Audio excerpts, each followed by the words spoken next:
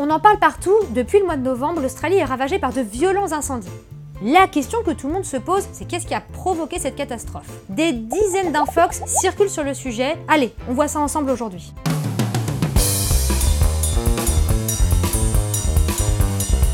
Depuis plusieurs semaines, l'Australie est touchée par des incendies dévastateurs.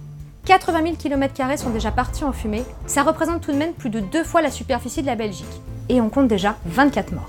Cette catastrophe, c'est avant tout la conséquence des très fortes chaleurs qui ont touché le pays ces derniers temps. Enfin, pas pour tout le monde.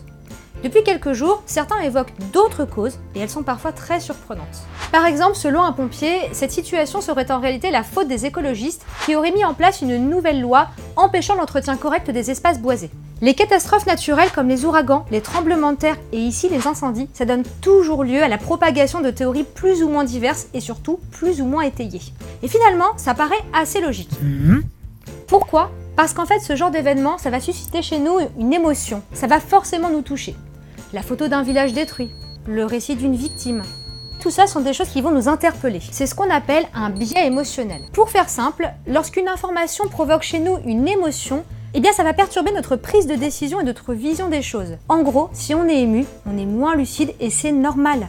Et vous allez le voir, ce genre de comportement s'applique à toutes les catastrophes naturelles. Allez, on part faire un tour aux Antilles.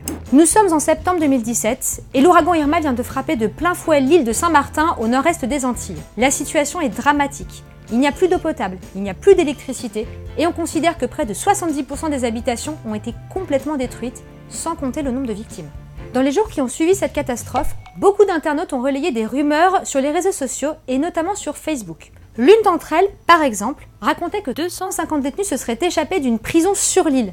C'est la panique générale et les habitants relayent massivement cette rumeur avant finalement que la direction de la prison ne fasse un démenti. Tout était faux, mais vous le voyez, là encore, c'est notre émotion qui a parlé. Les habitants ont eu peur. Bon alors revenons en Australie et à nos soi-disant propos tenus par les pompiers. Les pompiers ont démenti avoir accusé les écologistes et leurs politiques de provoquer les incendies. Et puis d'ailleurs, les écologistes n'ont jamais été au pouvoir en Australie. Mais malgré ça, cette rumeur a été massivement relayée, notamment sur Twitter. On ne le répétera jamais assez, lorsque ce genre de post apparaît, prenez le temps de vérifier les informations. Vous le voyez ici encore, lorsqu'une infox est lancée, elle est très difficile à arrêter.